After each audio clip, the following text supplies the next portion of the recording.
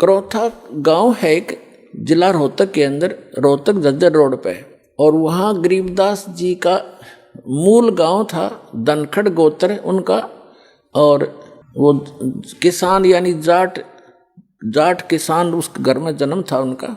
उनके जो पिताजी थे वो गांव छुडानी में ब्याहे थे, यानी गरीबदास जी के नानके थे वो छुडानी में। और गरीबदास जी की माता का कोई भाई नहीं था, जिस कारण से गरीबदास जी के पूज्य पिताजी श्री बलराम जी नाम था उनका धनखड़, और वो अपने ससुराल में घर जमाई रहने लगे थे।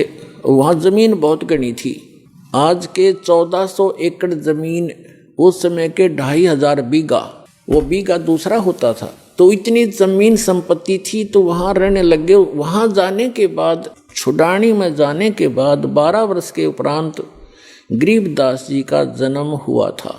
और गरीबदास जी आजीवन वहीं रहे, उनकी संतति है आज भी। आधा गांव लगभग धनखड़ गोत्र से है, छुडानी, जिला झज्जर, हरियाणा।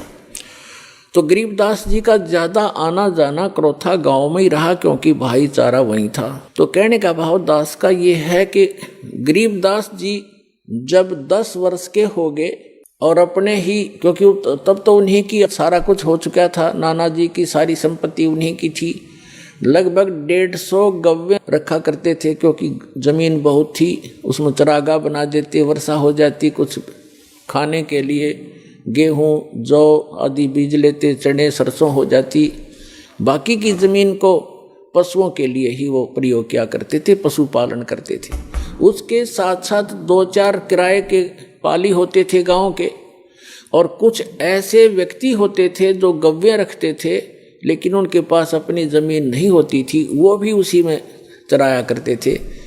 ऐसे पहले आपस में बड़ा प्रेम होता था। जो पैसे वाले व्यक्ति गरीबों की बहुत मदद किया करते थे, निस्वार्थ किया करते थे।